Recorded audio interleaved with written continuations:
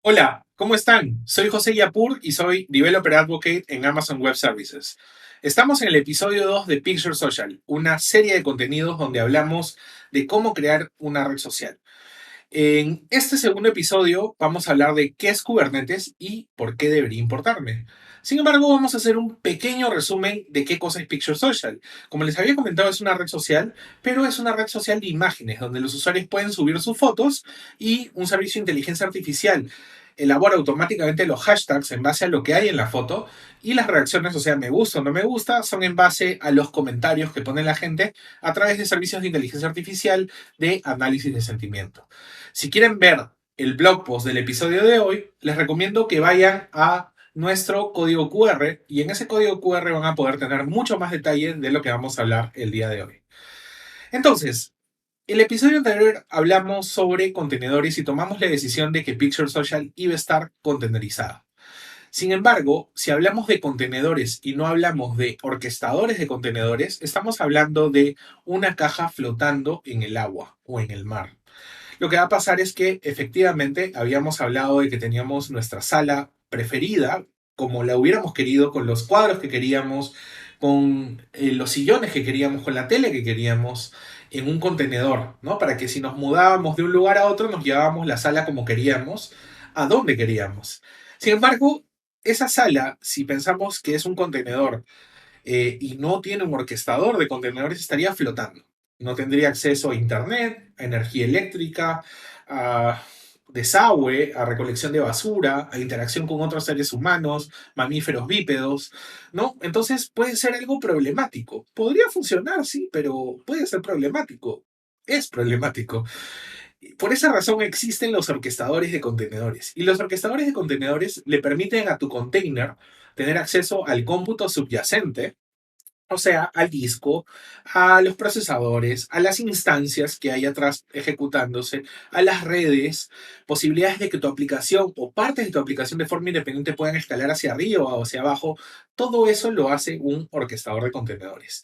Y uno de los más populares del planeta y uno de los que más me gustan a mí es Kubernetes. Kubernetes, de hecho, es un proyecto del Cloud Native Computing Foundation, que es una organización que está compuesta por múltiples empresas y personas en todo el mundo que contribuyen código abierto. Y AWS, Amazon Web Service, es parte de ella. Y de hecho, una de las cosas súper cool de que AWS sea parte de ella es que también contribuye con código para la integración de sus componentes cloud AWS. Eso significa que integraciones con S3, con S2, con Fargate, son posibles y suceden por esas contribuciones. Ahora, ¿cómo está compuesto un clúster de Kubernetes? Un clúster de Kubernetes está compuesto por un máster, ¿no? Y este máster es el que tiene el control plane. El control plane se va a encargar de cosas como autocurar a los deployments que están abajo. ¿Qué significa autocurar? Detectar, por ejemplo, o censar un deployment y ver si una de las pods de ese deployment no es saludable, no está respondiendo como debería, separarla, eliminarla y volverla a crear, ¿no? ¿Para qué? Para buscar que vuelva a funcionar. Por ejemplo, Kubernetes puede hacer eso de forma automática.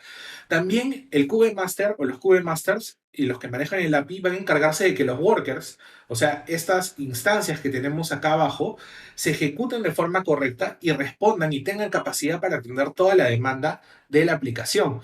Y a este grupo de workers nosotros le llamamos worker groups, que están compuestos por múltiples instancias de S2 o por Fargate, ¿no? Si queremos hacerlo serverless. Y son por propósito. Tengo grupos porque puedo tener propósitos. Algunas APIs harán procesamiento de imagen y necesitaré GPUs. Algunas otras serán CRUDs, ¿no? Y como son CRUDs, no necesito que tengan GPU, basta que tengan un procesador y una memoria relativa a lo que voy a consumir y es suficiente. Entonces puedo tener propósitos específicos dentro del clúster y sacarle el máximo jugo a la infraestructura que tengo. Ahora, si yo quiero comunicarme con este clúster, tengo dos formas de comunicarme con el master. Uno es a través de Control o kubectl, que es una herramienta de línea de comandos, o dos, a través de el API REST de Kubernetes.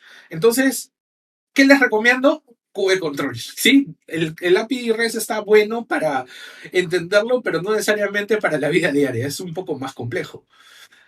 Y los requests o el payload que yo le mando a este Control o a esta API REST se llaman manifiestos. ¿Okay? Y ese manifiesto está en formato JSON o YAML originalmente, y es donde defino yo todas las características que tienen que cumplir las instrucciones que yo les voy a mandar. ¿Okay? Entonces, lo primero en un manifiesto es definir qué API version estoy utilizando. Hay algunos objetos que están en beta, algunos objetos que están en versión 1, otros que están en otras versiones. Entonces tengo que definir exactamente la versión del objeto que estoy trabajando y del cual estoy haciendo o mandando la instrucción. Lo segundo es voy a tener tipos, ¿no? de instrucciones. Pueden ser de tipo deployment para poder crear containers o desplegar, perdón, containers dentro del clúster, o del tipo servicio, por ejemplo, donde voy a mandar un balanceador para que distribuya la carga entre múltiples containers. Entonces, vamos a entender un poquito más cómo funcionan algunos de estos objetos básicos de Kubernetes en los siguientes slides. Entonces, la unidad más importante y la más pequeña de despliegue dentro de Kubernetes es una pod. Una pod puede contener uno o múltiples containers. Mi sugerencia es que sea una relación 1 a 1. Eso significa que si tengo una pod, solo tenga un container. Si meto más de un container en esa pod, ¿va a funcionar? Sí. Sin embargo, voy a tener pods muy grandes y puede volverse un poco más complicado escalar. Y no estoy cumpliendo con ciertas condiciones de aislamiento que me gustaría tener en una aplicación containerizada. Lo segundo es que una pod siempre va a tener una IP y va a tener un nombre. Y ese nombre y ese IP son únicos. De hecho, la IP es dinámica, puede cambiar cada vez que se crea una nueva pod. Y el nombre también es único y es dinámico. Eso significa que cada vez que se crea una nueva pod, se crea un nuevo nombre. Por favor, no llamen a la pod directamente. ¿Se puede? Sí se puede, pero no la llamen porque las pods son efímeras. ¿Qué significa que sean efímeras? Significa que la pod en cualquier momento se puede destruir y ese nombre ya no existe y ese IP ya no existe. Recuerden que Kubernetes, como les dije al inicio, se autocura. Significa que si algo está mal, lo más probable es que separe esa pod, ¿no? Y cree una nueva. Y eso obviamente va a hacer que mi aplicación deje de funcionar. Ahora, cuando yo creo un container, es importante que especifique memoria, CPU, tanto en request como en limits. ¿Qué cosa es uno u otro? Cuando hablamos de request, y esto es importante, es lo mínimo necesario de cómputo que requiere esta pod para ser aprovisionada. Eso significa que, imagínate que yo tengo como worker una instancia S2 en la que tengo 2 cores y 4 GB de RAM. ¿Ok? Y yo le pongo como límites de request un cuarto de core y un cuarto de giga de RAM. Lo que va a suceder es que va a ver si esa instancia S2 tiene capacidad para soportarlo, digamos que sí, entonces se despliega y no importa si yo le especifique un mínimo, eso es lo mínimo necesario y garantizado. Esta pod puede consumir mucho más, ¿no? Puede consumir mucho más allá de eso, porque simplemente va a buscar que eso exista como capacidad de cómputo. Si yo quiero limitar esa pod para que no consuma toda la capacidad del worker o de la instancia, lo que voy a hacer es le voy a poner un límite, ¿no? Y en ese límite que lo vemos en la zona inferior, yo puedo especificar cuánto máximo de cómputo puede consumir sin importar las circunstancias, ¿no? Por ejemplo, en este caso es 412 megas de RAM y 500 milicores, o sea, medio core. ¿Ok? Entonces, para que lo tengan en cuenta, les recomiendo siempre establecer límites de utilización de recursos para no tener clusters sobrecargados que terminen haciendo pods desalojadas y que mi aplicación comience a romperse por todos lados. Adicionalmente, cuando yo tengo una pod o múltiples pods que son clones, ¿ok? Voy a hablar de un replica set.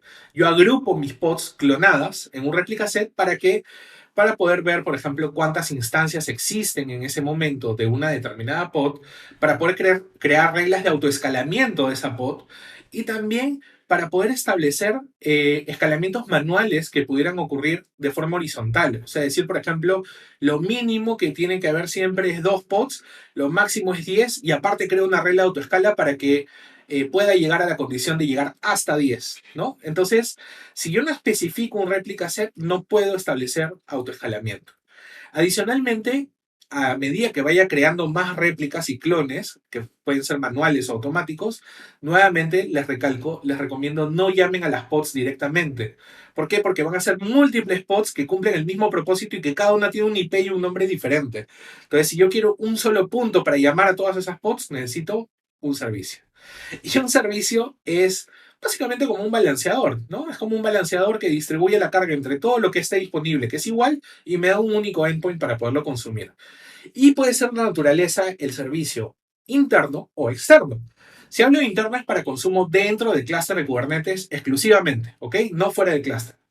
Y si hablo de externo, hablo para consumirlo fuera del clúster de Kubernetes, ya sea por internet o ya sea dentro de una red local, ¿ok? Mi sugerencia es de que siempre que expongan algo fuera del clúster lo hagan privado, que solo pueda ser consumido dentro de una red local. ¿Para qué?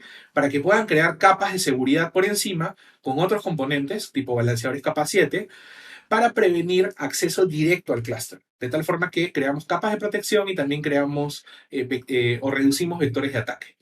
Si quiero tener un balanceador dentro de una red local, les dejo acá una imagen que lo pueden ver también en el blog post, donde tengo una anotación en negrita que dice que es un AWS Load Balancer Scheme y específico internal de forma explícita para decirle que no se va a exponer dentro de o fuera, perdón, de una red privada. Ahora, todo este deployment vive dentro de mi worker node, donde voy a tener mi service, que puede ser un load balance, voy a tener mi réplica set, que va a contener múltiples pods iguales, clonadas, ¿no? Voy a tener también mis volúmenes, mis secretos, que pueden ser algunos parámetros de configuración para que mi aplicación funcione, y finalmente, cómo es que esto vive dentro del clúster de Kubernetes que vimos al inicio, este de acá, vive de esta forma, ¿no? Mis deployments van a vivir distribuidos en múltiples workers de mis distintos grupos de trabajadores dentro del clúster. Y la ventaja que tengo es, uno, tengo resiliencia, dos, se va a autocurar, tres, va a autoescalar, y así como lógicamente las pods autoescalan, los workers que están abajo, si yo lo configuro, también pueden autoescalar. Entonces tengo la super ventaja de tener control sobre mi aplicación y tener una capa de resiliencia semi automatizada y operacionalizada a través de las APIs de Kubernetes. Entonces, este es un breve resumen muy rápido, muy corto sobre cuáles son algunos de los conceptos básicos de Kubernetes que nos van a servir en los siguientes episodios donde vamos a entrar más a detalle y vamos a profundizar e implementar algunos de estos conceptos. Entonces, los espero en el siguiente episodio donde vamos a crear un clúster de Kubernetes utilizando Terraform. Nos vemos. Espero que les haya gustado. No se olviden de entrar al blog post. Bye.